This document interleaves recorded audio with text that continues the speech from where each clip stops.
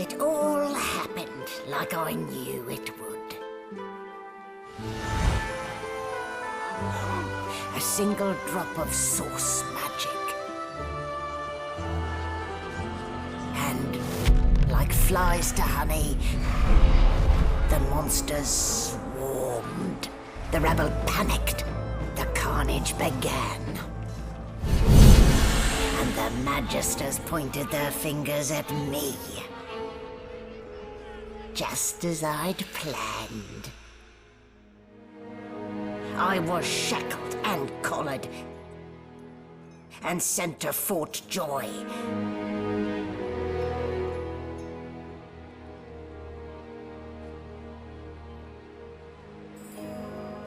I'd come here to kill Godwoken. But instead, I became part of their story.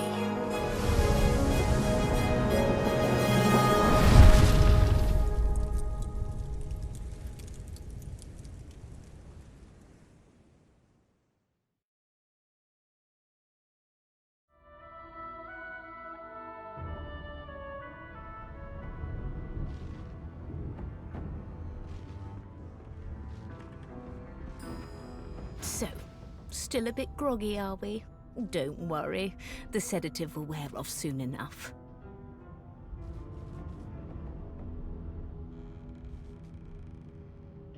Easy now. No need to hurry. Get your bearings and report to me upstairs.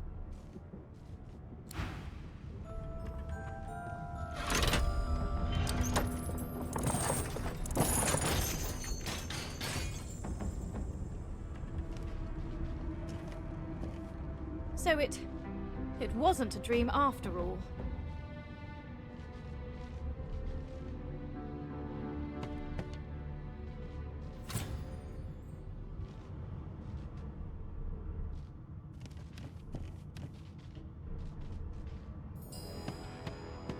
I don't even remember them strapping me down.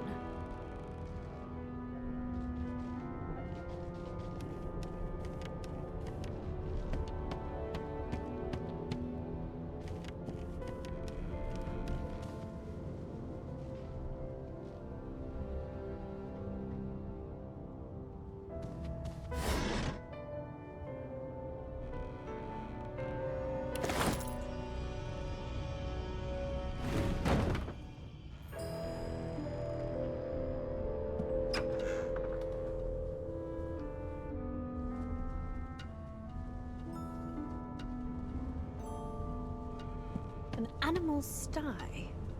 Freight or food?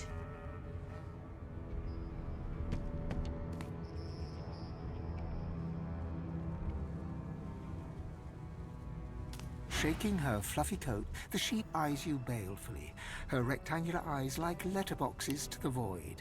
With one sharp hoof, she kicks you right in the shin. Fresh meat. Bah. Nice. Plump. Banded like a chicken's leg, too.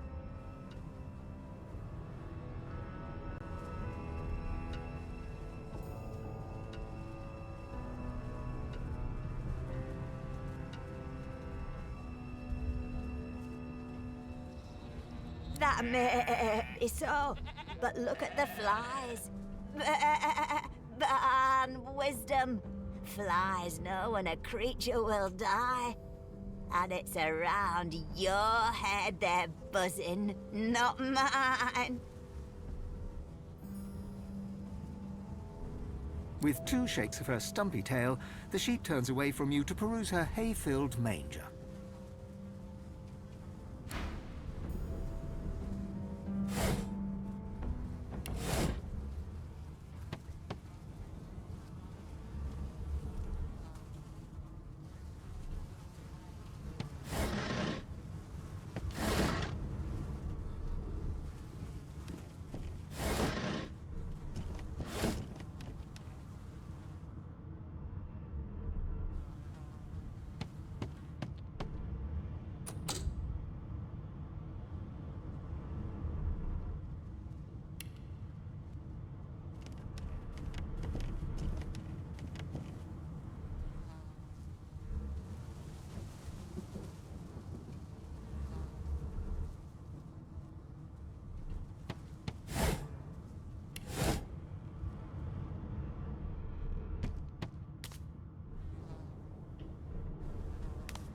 Did you expect a needle?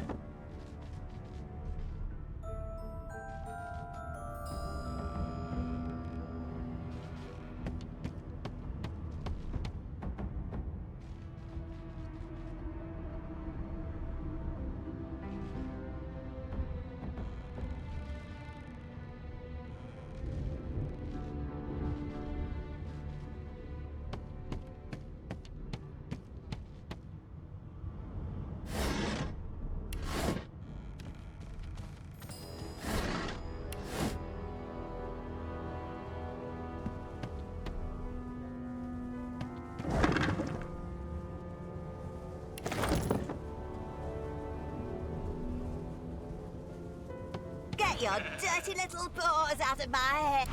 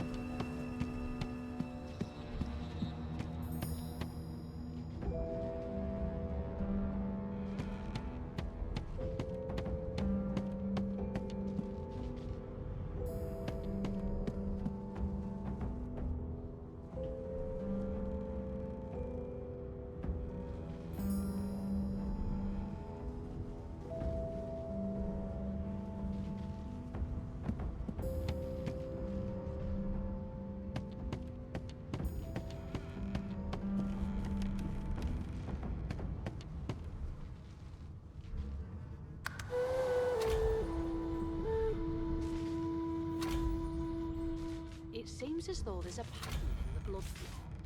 That can't be natural.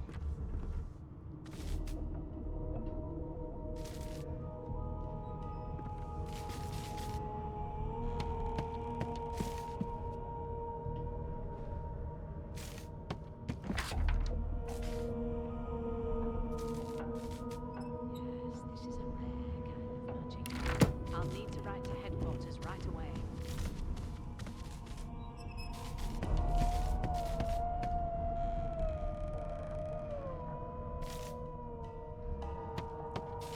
Why, you're looking a bit more chipper.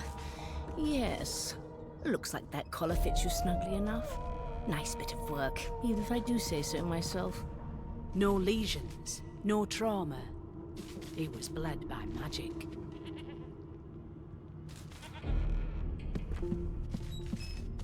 There you are. Not too tight, I hope. The collar, I mean. Oh, not to worry. Every dog has to get used to its leash. In the meantime, your next stop will be Magister William. All passengers have to be registered in the ship's manifest, and he's the chap in charge of the logs.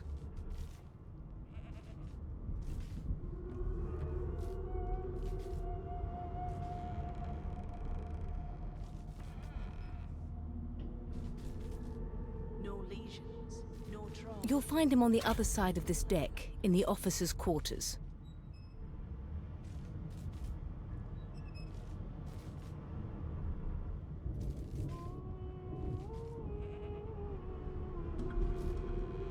Why, for my peace of mind, of course. Why don't you try casting one of those source spells of yours? See what happens. This is a rare kind of magic. I'll need to write to headquarters right away.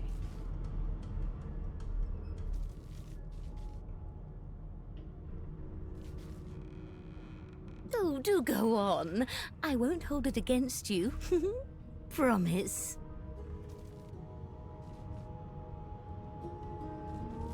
My, aren't we a meek little lamb? Perhaps I needn't have collared you at all, though it does look darling on you. So let's just leave it on, shall we? Because to answer your question, what this collar does is this. It makes you unable to cast Source. For your own peace of mind, of course. Yours and the whole world's. Dungeon? You have the gall to call my laboratory a dungeon? I'd be quite annoyed with you if you didn't look so honestly perplexed. Index fingers pressed to her lips, she pauses a moment to give you a scrutinizing gander. My word, you do seem a bit befuddled, don't you? Perhaps I was a bit too generous with that sedative. Oh, well, I'm sure you'll soon gather your wits. Most likely. Eventually. In the meantime, all you need to know is that we're en route to Fort Joy. It seems as though there's a A new life awaits, and if you're a particularly good girl, perhaps a cure as well. An end to Source. For good.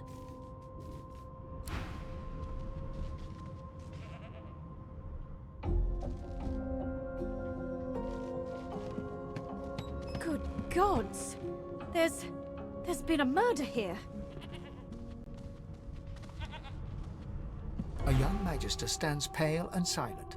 Her knuckles whiten around her weapon as you pass.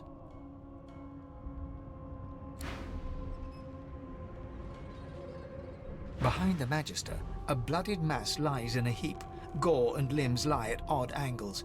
You can't make out a face amid the mess.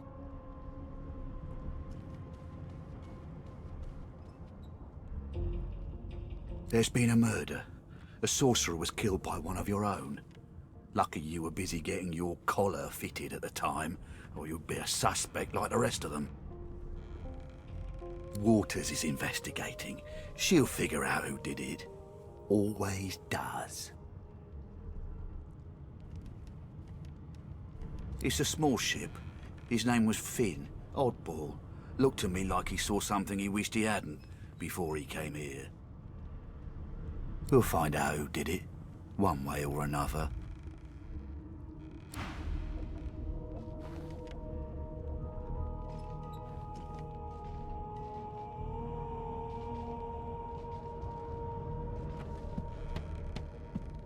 Everything's spick and span.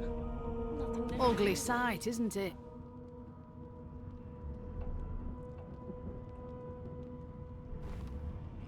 Burns me up this happened under our protection. We're extremely lucky no Voidwalker followed the source that did this.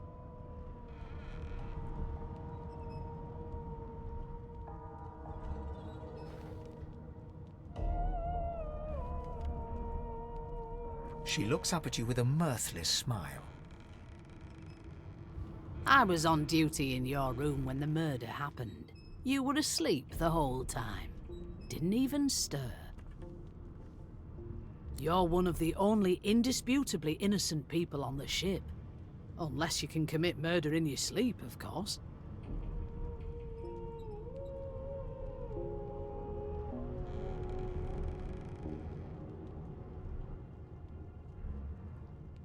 Finn was killed by Source. If a Magister could do that, there wouldn't be a Magister. It looks more like a passenger managed to slip their collar. And the rest, well, you see the evidence in front of you. Listen, I could use someone to keep their ears open among the passengers. Sometimes they clam up in front of a uniform. Bring me a good lead, and I'll throw in a shiny gold coin for you. How about that?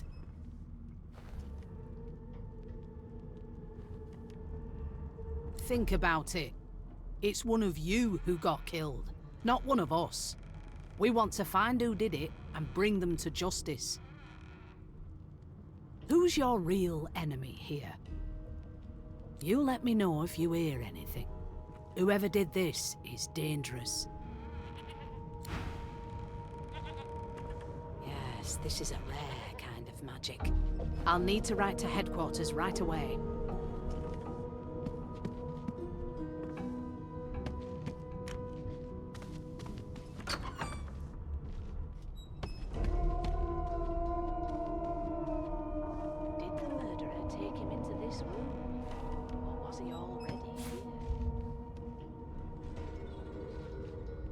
Everything's spick and span.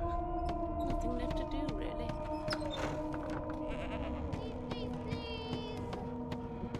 That's enough now. It was one of them. I know it. Would you put a knuckle in it? I'm trying to concentrate. They don't care about us. We're like cattle to them. I'll give you that knuckle if you keep carrying on. Oh, there you are. Wife. They're picking us off one by one.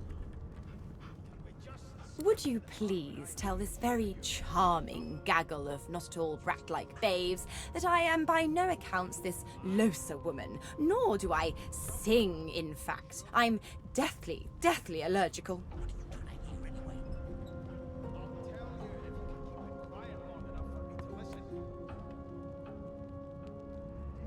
How very correct you are, spouse of mine.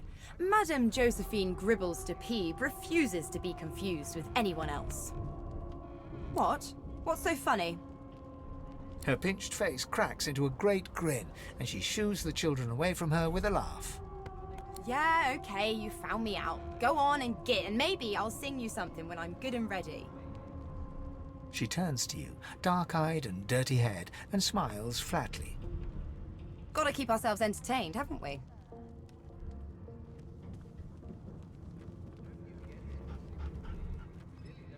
Guess you aren't a creative type, are you, Chief? I say they're one and the same. Nope, trying not to find anything out either. Ignorance is bliss. The utterer, the better. Suddenly, her eyes cloud to an unnatural black. Greyish veins run down her face, and her mouth tightens into a cruel sneer.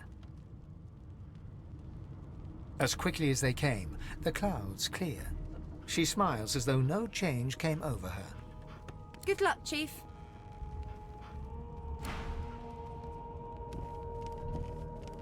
It was one of them.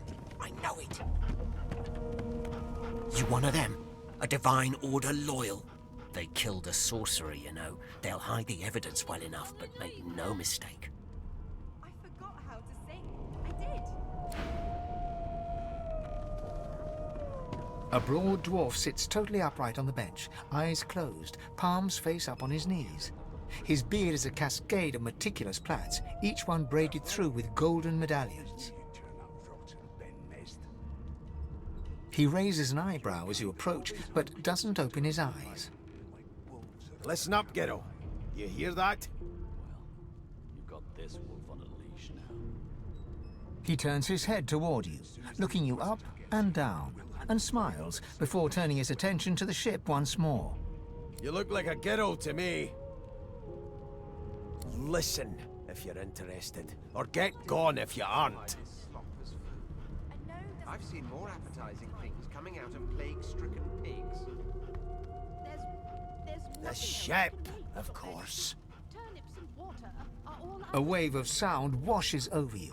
The unintelligible chatter of your shipmates, the groaning of wood from floor to ceiling, the boom, crash and crackle of waves around you, complaints from the sea itself. And? Maybe that has the Magister's more concern than your appetite. Don't you get saucy with me when you clearly don't know the The first fellow thing cocks his about ear, listening. That isn't anger. It's... He cocks his ear to the other side, then smiles. anticipation. She senses something. I'd hold on to my breeches if I were you, mate. That's all you hear, though. Listen close. There now, just like that. Squeak! Your kind always hung close. Aha! His eyes snap open as his countenance breaks into an expression of joy. One great paw claps you on the back. The other catches you before you lose your footing. There, you heard it, didn't you? I knew it. I knew it. Aye, this is good news, kiddo. Good news. It's the wheel, the wheel. Don't you see, you beautiful idiot? Squeaks whenever the helmsman jerks it clockwise, which means we're heading east. Burn my beard. That means if we've been traveling for, yes, only 10.34 nautical miles to Fort Joy. Forget it.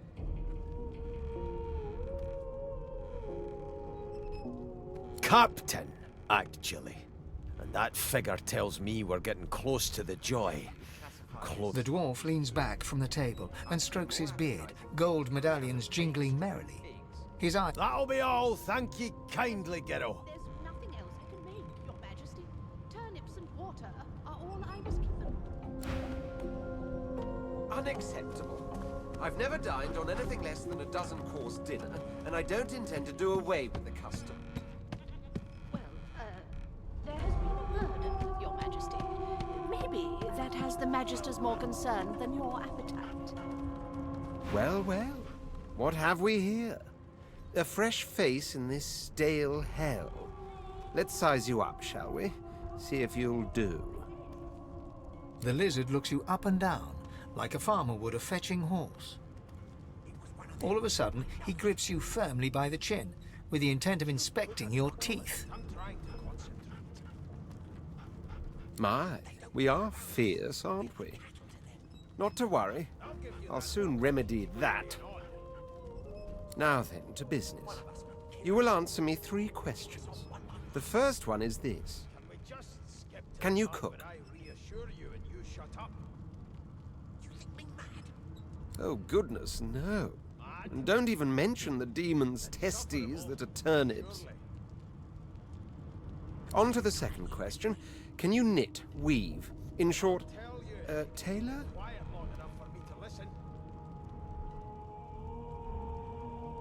Never thought you'd end up... Yes, I can tell from your vagabond chic, a bag is as good as a shirt kind of style. I shouldn't be getting my hopes up. On then to my final query. Have you the ability to administer the upkeep of one's personal appearance? The delicate art of cosmetics is what I'm after. As soon as the Inquisitor gets here, we'll hang you right over the side of this ship with it. Just as I thought. That explains what's besieging my nostrils. So, 3 questions asked, 3 questions answered. Let's evaluate, shall we? As per your own testimony, you have the taste buds of a dung beetle, the fashion sense of a monkey in a clown suit, and your personal hygiene reminds one of a carcass rotting in the sun. That won't do at all, see? I'm sad to say I must deny you the opportunity to be my slave. Ever so sorry. My slave, of course. Oh, but I see. Yes, I suppose it must take some time for the full extent of my disheartening refusal to sink in. Still, hone your skills, and one day you may just qualify for a position in a lesser household than mine. You keep dreaming, you hear? You put a knuckle in it. I'm trying to concentrate. about us. We're like cattle to them. I'll give you that knuckle if I spent my life singing for my slaves to bring me my supper. Finer fare than boiled roots and rotten tubers, too. part when I reassure you and you shut up. Meanwhile, the Magisters feast on honeyed meat behind this very wall. The indignity. What are you trying to hear anyway?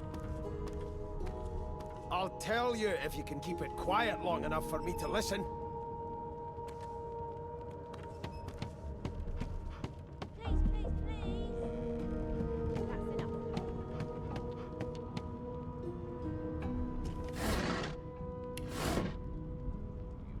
An elf sits tucked away in a dark spot, lazily rolling dice onto the surface of a barrel. They sound like the dry cackling of an old witch. Snake eyes. She chuckles. I bet that's just what they'll look like. Rolling dice. Deciding fates. Don't worry, honey. It isn't yours. She looks you up and down with the merest hint of a coy smile on her lips. Never say never, though. I'll give you that knuckle if you keep carrying on. She eyes you quite seriously. Not the future, no. But I can read the past in flesh. One of the perks of being an elf, you see. I'm quite good at it, too. I could lick your arm and tell you how you spent the night before last. Shall I? She gives your arm a vigorous stroke of the tongue, efficient like a cat grooming. You were in a cellar with other sorcerers. As everyone lay sleeping, you lay awake thinking of someone back home. A very special someone. You were reminiscing about the things you used to do together.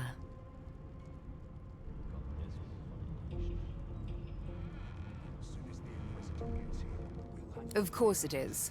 The truth's right there, skin deep. But don't you worry, darling. Your secret's safe with me. I don't lick and tell.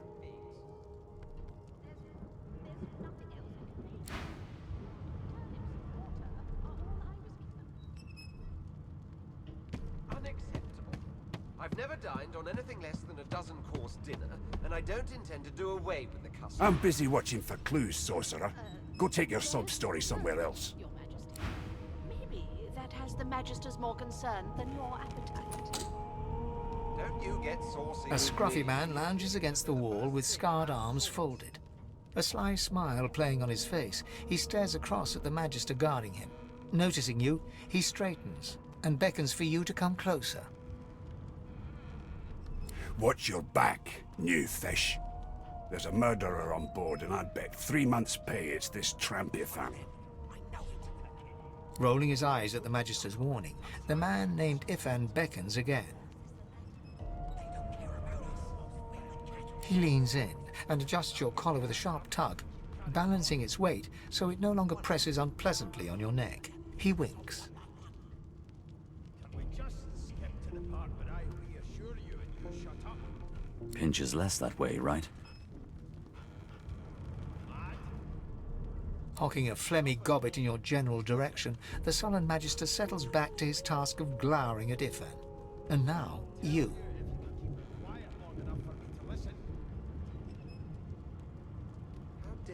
We used to know each other, more's the pity. I was his commander many, many, many moons ago. Isn't that right, Vic? There's nothing else I can make. Standing far back from Ifan, the tight-faced Magister draws one finger across his throat in an elaborate fashion, but says nothing. I've never dined on anything less than Ifan grins, flashing pointed white teeth. Same as he was at 14 years old. Only difference is somebody gave him a bigger sword and now he's Johnny Big Pants. Don't you get saucy with me when you clearly don't know the first thing about No. sauce. The dead man, Finn, is it? I'd no business with him. And I wouldn't put a man down without good reason. He glances over at Magister Victor, who's staring back at him with pointed intensity. Damn shame sheer annoyance isn't reason enough.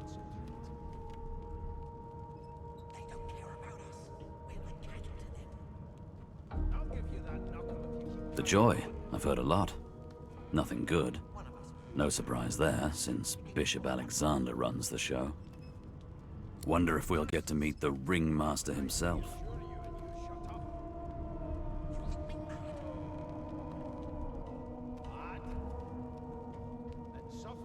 Easy now. I might think the same, but Vic here will blow a blood vessel if he hears you talking like that. What are you conspiring about over there? You! What's your name? Oh, don't mind him. Vic's just got a bee in his bonnet. And that bee is me. Name?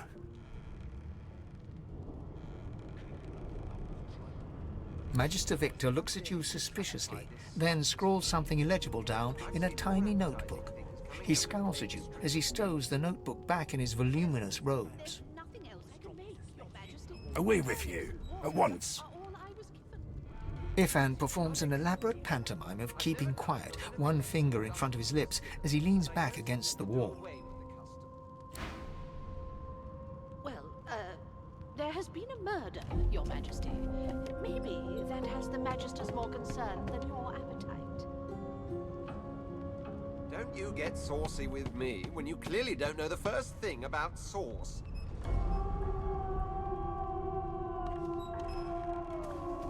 Never thought you'd end up in prison, Vic. Here's the register, ma'am. Good, good. Magister Williams has just about done with the last passenger. You faring okay so far? Course I do. Seems Voidwoe can dog your heels like a shadow. That's no way to live, is it? You'll see. We're gonna help you. You head on in now. Williams will get you sorted fast.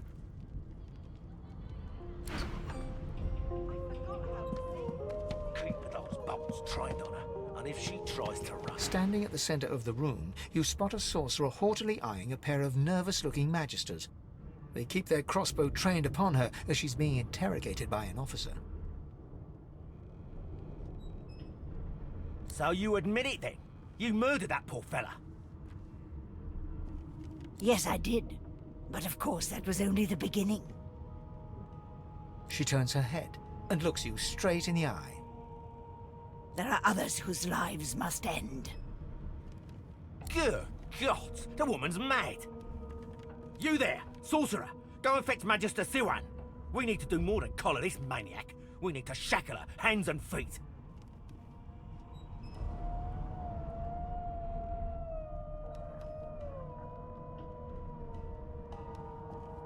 It means your journey draws to a close. Do stick around for its finale, though, because... She reaches for her collar and simply removes it. I'm just about to create a scene. Subdue her, men, quickly! If she casts Source, the Voidwoken will come. They'll end us all. She smiles with wicked satisfaction. Precisely.